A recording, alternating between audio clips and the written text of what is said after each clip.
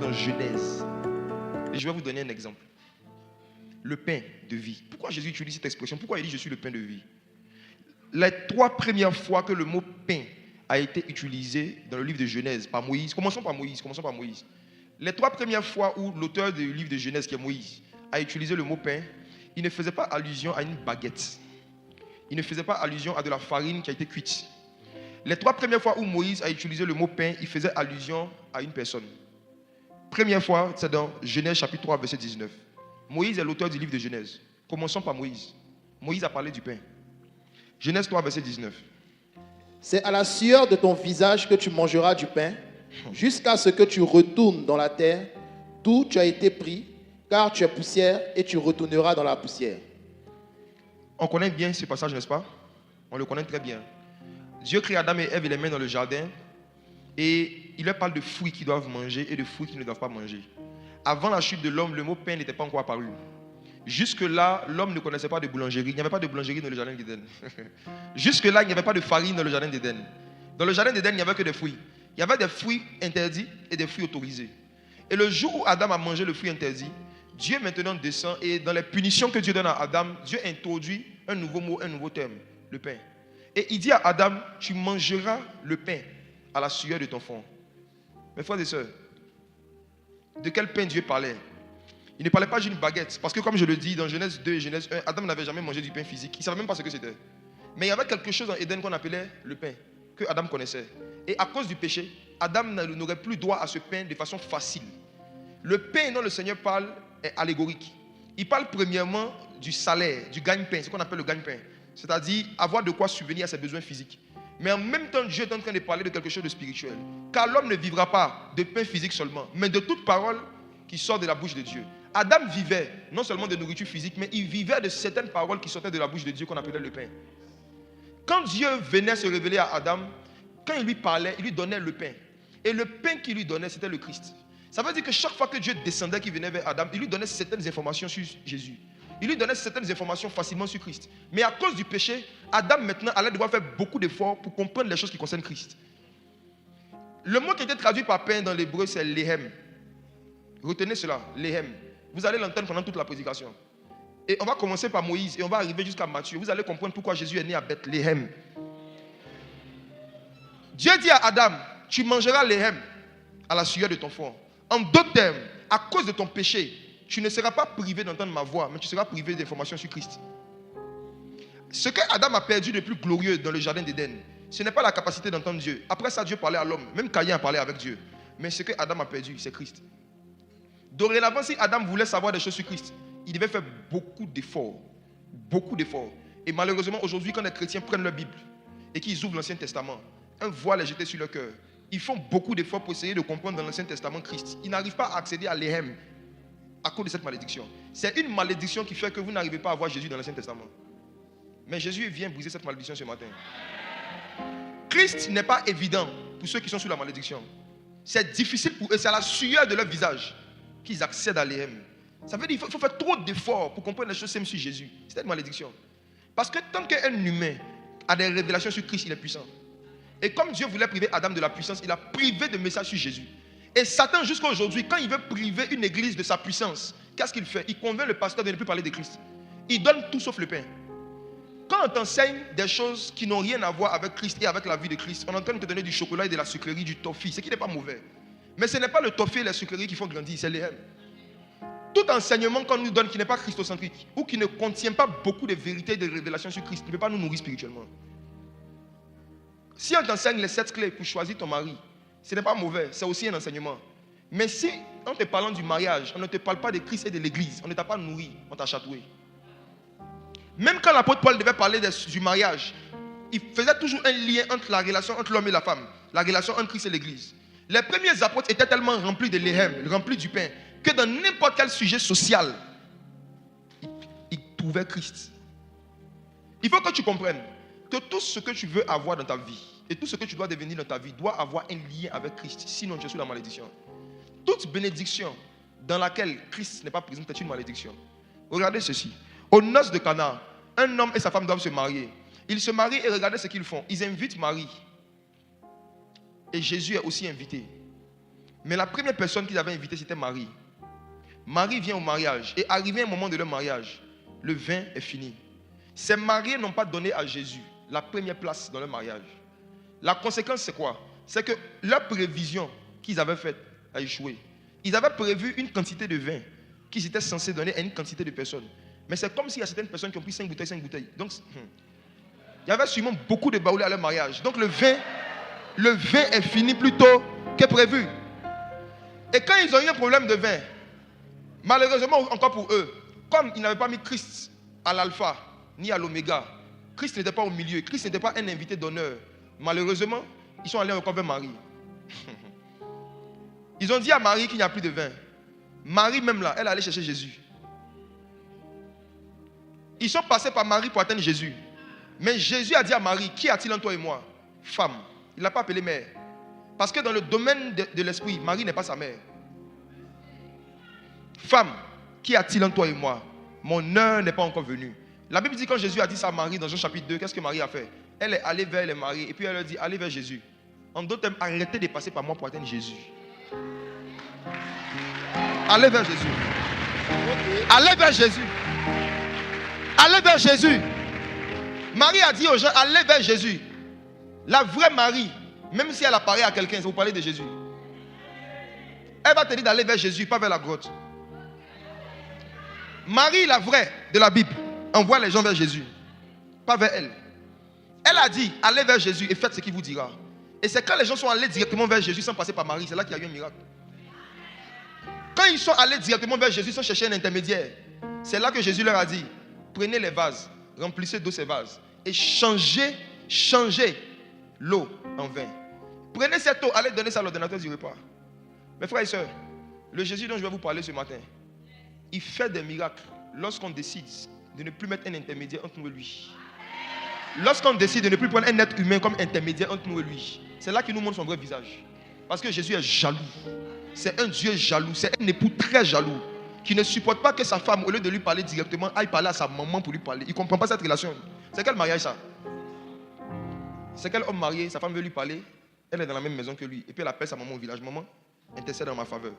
Le mari ne comprend pas. Il faut qu'arrive un moment, vous prenez la décision. Soit vous êtes disciple de Jésus, soit vous êtes disciple d'une autre personne. Et voici, aux noces de Cana, Jésus a montré que chaque fois qu'on ne le met pas au centre de quelque chose, ça finit mal. Chaque fois qu'on ne le met pas au milieu de quelque chose, ça finit mal. Mes frères et sœurs, beaucoup de personnes ont commencé des choses et Jésus n'était pas le maître de cérémonie ni le Seigneur, il était juste un invité. C'est très dangereux d'inviter Jésus. C'est dangereux. Il ne faut pas l'inviter. Même quand nous organisons nos cultes, on dit on va inviter le Saint-Esprit. Arrêtez d'inviter le Saint-Esprit. Si le Saint-Esprit était un invité, ça veut dire qu'il n'a pas le droit de diriger la cérémonie. Le Saint-Esprit n'est pas un invité au milieu de nous, c'est le maître de cérémonie. C'est nous qui sommes invités dans sa présence. Les vrais invités, c'est nous. Ce n'est pas nous qui avons invité Dieu ici, c'est Dieu qui nous a invités ici. Adam, malheureusement, à cause de la chute, il n'avait plus une facilité à avoir accès à l'Éhem, à avoir accès au pain. Donc dans le jardin d'Éden, Abraham n'avait pas le droit de manger le fruit défendu, mais il mangeait Christ. Et vous allez comprendre comment évoluer. Pourquoi Jésus dit que celui qui ne mange pas n'aura pas la vie. Si Adam avait la vie, ça veut dire qu'il mangeait l'Éhem. Il mangeait le pain. Et il le mangeait à quel moment? Les révélations sur Christ, Adam avait ça chaque jour. Adam se nourrissait chaque jour d'informations qui concernent Jésus, chaque jour. C'est pourquoi il était puissant. Et d'ici la fin, vous allez comprendre qu'il est dangereux pour toute personne qui veut grandir spirituellement, rapidement et de façon équilibrée, de faire un jour ou 2 jours sans chercher à avoir de nouvelles révélations sur Jésus. Jésus a dit quand vous priez, dites notre Père, donne-nous quoi? Notre pain. Il ne parlait pas de nourriture physique. On ne prie pas pour manger, on travaille pour manger. Ah. Pour manger là, on ne prie pas, on travaille. La nourriture qu'il faut prier pour avoir là, le pain dont il parle, l'Éhem, c'est des informations sur Christ. Jésus dit quand vous priez, dites au Père, donne-nous notre révélation de ce jour. Donne-nous des informations sur Christ de ce jour. On est censé avoir de nouvelles informations sur Jésus chaque jour. C'est comme ça que les anges vivent. Les anges regardent l'agneau et chaque jour, ils ont une révélation de lui, ils ont une information sur lui qui font qu'il reste dans sa présence et il devient de plus en plus puissant. Adam, la première fois que le mot pain était utilisé, c'était avec lui. La deuxième fois que Moïse a parlé du pain, et là, ça va devenir un peu plus profond. Melchisédek. Genèse 14. Le pain. Adam a perdu ce pain. Et regardez comment est-ce que Abraham a goûté à ce pain. Genèse chapitre 14. Est-ce qu'on peut lire à partir du verset 18? Melchisédek, roi de Salem, fit apporter du pain et du vin. Il était sacrificateur du Dieu très haut. Il était sacrificateur Du Dieu très haut. Mes frères et sœurs, je vais vous poser une question. Ce Melchisédek qui a donné du pain à Abraham, d'où venait ce pain? De la boulangerie ou du ciel? Le pain qu'il a donné à Abraham venait de la boulangerie ou venait du ciel? De la boulangerie ou du ciel? Vous allez voir encore que pour la deuxième fois dans la Bible, c'est la deuxième fois où le mot lehem, le mot pain était utilisé. Il ne s'agit pas d'une farine et d'une baguette qui a été fabriquée par des boulangers. Il s'agit d'une nourriture spirituelle mais qui a pris une forme physique. Il s'agit de quelque chose qui est descendu du ciel mais qui a pris une forme physique, qui pouvait même se mettre dans la main de quelqu'un et qu'on pouvait distribuer. Qu'est-ce que Melchisédek a donné à Abraham? Il lui a donné Christ. Il lui a donné la chair et le sang de Jésus. Il lui a donné la Sainte Seine. Melchisédek est venu du ciel avec la Sainte Seine originale. Une Sainte Seine dont le pain n'a pas été fabriqué par des Libanais. Une Sainte Seine dont le vin n'a pas été fabriqué par Sangria. Il est venu du ciel avec un morceau de Christ. Des révélations et des informations sur sa crucifixion qu'il a donné à Abraham. Abraham a goûté à la crucifixion de Jésus. Il a mangé la chair, il a bu le sang. Et ainsi Abraham est devenu le père de la foi. Car il n'y a personne qui peut être dans la foi et être le père de la foi s'il n'a pas mangé la chair et bu le sang du Fils de Dieu. La deuxième fois encore, le mot pain ne désigne pas de la farine, ça désigne Christ. Je vais parler de la Sainte Seine plus profondément plus tard. Troisième fois où le mot pain a été utilisé, Genèse chapitre 18 à partir du verset 1 à 8. Genèse 18, verset 1 à 8. Et vous allez voir que c'est seulement à Abraham que Melchisédek a donné ce pain. Or, il y avait beaucoup de gens avec lui. Il avait ses soldats. Il y avait Lot. Mais Lot n'a pas eu le pain. C'est seulement Abraham. Parce que ce pain-là avait été interdit à l'humanité. Ce pain-là était perdu. Les gens n'avaient plus le droit de goûter l'éhem. Tout le monde ne devait pas connaître Christ sous la loi. Genèse chapitre 18, à partir du verset 1. L'Éternel lui apparut parmi les chênes de Mamré, comme il était assis à l'entrée de sa tente, pendant la chaleur du jour. On parle d'Abraham, au verset 2. Il leva les yeux et regarda. Et voici, 3 hommes étaient debout près de lui. Quand il les vit, il courut au-devant d'eux, depuis l'entrée de sa tente, et se prosterna en terre. Regardez quelque chose qui est bizarre dans l'histoire. Regardez quelque chose de très bizarre.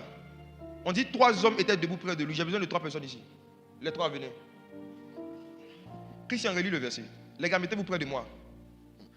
Il leva les yeux, et regarda. Et regarda. Et voici, 3 hommes étaient debout près de lui. Regardez les 3 hommes. Ils sont debout près de moi, n'est-ce pas? Ils sont près de moi. S'ils sont près de moi, que je dois aller vers eux, est-ce que je dois courir? Faut lire la suite. Quand il les vit, il courut au-devant d'eux. D'où?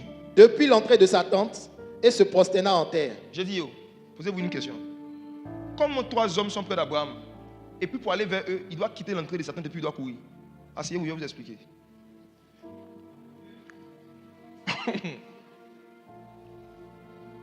Dans le monde spirituel, il y a une expérience qu'un enfant de Dieu peut vivre, c'est laquelle? Tu peux être assis en train de prier et tu as la forte impression qu'il y a quelqu'un devant toi. Tu as l'impression qu'il y a quelqu'un devant toi. Tu sens une présence. Ça peut être une présence, ça peut être 2. Dans le cas d'Abraham, c'était 3. Il a senti qu'il y avait 3 présences auprès de lui. Mais quand il est revenu dans le monde physique, il avait vu qu'en fait, ces gens-là étaient loin. C'était les esprits de ces 3 personnes qu'il avait sentis. Mais sinon, physiquement, ils étaient loin. De la même façon, quand nous prions, nous sentons la présence du Saint-Esprit, on sent la présence de Dieu. Mais en fait, Dieu est assis sur son trône. Mais on a l'impression d'être près de lui. Abraham est en train de prier et il a senti 3 présences. Et quand il est revenu dans le monde physique, il a vu que les présences qu'il sentait, il devait courir pour aller vers eux. Il court pour aller vers eux et puis regardez ce qui est magique. Regardez au verset 3. Et il dit, Seigneur. Allons doucement. Ils étaient combien? 3. Ils étaient combien? 3. Est-ce que le mot Seigneur est au pluriel? Non.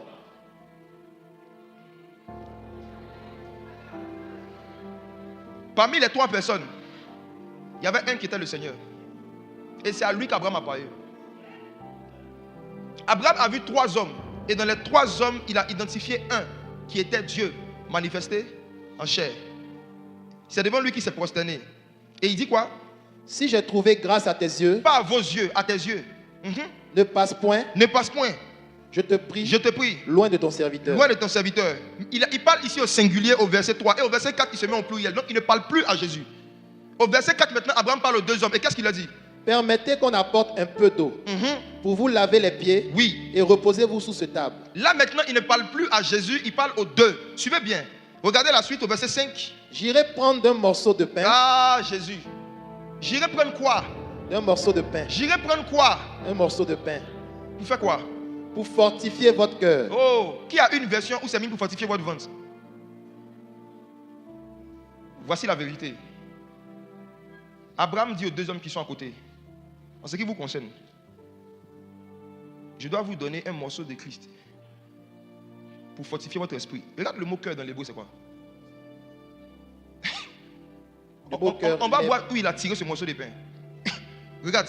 Leb, qui signifie homme intérieur. Homme intérieur. Esprit. Remplace le mot cœur. Relis le verset, remplace le mot cœur par homme intérieur. Genèse 18, verset 5. J'irai prendre un morceau de pain. J'irai prendre un morceau de pain. Pour fortifier votre homme intérieur. La suite. Après quoi, vous continuerez votre route. Continuerez votre route. Car c'est pour cela que vous passez près de votre serviteur. Abraham avait discerné que la raison pour laquelle les deux hommes étaient venus, c'est parce qu'ils voulaient manger Christ. Or, lui, quelques chapitres avant, il avait reçu un morceau de pain de la main de Melchisédek. Il avait caché ce morceau de pain dans sa tente. Et il savait qu'il devait rencontrer certains êtres qui veulent certaines informations sur Jésus. Et comme c'est à l'église, et c'est par l'église que Dieu veut faire connaître sa sagesse infiniment variée aux autorités qui sont dans les lieux célestes, quand les autorités qui sont dans les lieux célestes prennent des formes humaines et qui viennent sur la terre, c'est la responsabilité de l'église de les enseigner sur Christ. Donc Abraham dit aux deux hommes qui sont à côté, mon Seigneur, moi si j'ai trouvé grâce à ses yeux, il va rentrer, même vous en ce qui vous concerne. Permettez que je rentre, que je prenne un morceau de pain pour fortifier votre homme intérieur, pour fortifier votre esprit, car c'est pour ça que vous êtes venus. Je sais pourquoi vous êtes venus vers moi. Vous savez que j'ai croisé Melchisédek. Vous avez entendu dire que Melchisédek m'a fait apporter du pain. C'est ce pain que vous cherchez. Il y a des anges sur la terre qui se baladent pour chercher des informations sur Jésus. Je vous dis la vérité. Les anges sont passionnés de Christ. Il y a des anges là. Leur passion, c'est Jésus. Chaque fois que le nom de Jésus est prononcé quelque part, chaque fois qu'ils savent qu'il y a quelqu'un qui a certaines choses sur Jésus qu'ils n'ont pas, ils viennent vers la personne. Chaque fois qu'ils voient certains thèmes de certaines prédications, ils viennent. Il dit, je sais pourquoi vous êtes venus, parce que vous avez appris que l'éhem est dans ma maison. L'éhem, ce pain perdu, que même les anges ne pouvaient plus manger. Vous savez qu'il est chez moi. Venez. La preuve de tout ce que je dis, c'est la suite du verset. Quand on va lire, vous allez vous rendre compte que Abraham n'a pas donné une baguette, il a donné un gâteau. La nourriture physique que sa femme a préparée là, on dit que c'est des gâteaux qu'elle leur a donné avec les cahiers. Bon, lisons ça. Verset 6. Abraham alla promptement dans sa tente vers Sarah. Oui. Et il dit, vite, 3 mesures de fleurs de farine, pétris et fais des gâteaux. Fais des gâteaux. Est-ce qu'il a dit, je vais vous donner des gâteaux? Non. Il y a 2 nourritures qu'il leur a donné. Une nourriture pour fortifier le cœur, une autre nourriture pour fortifier le ventre.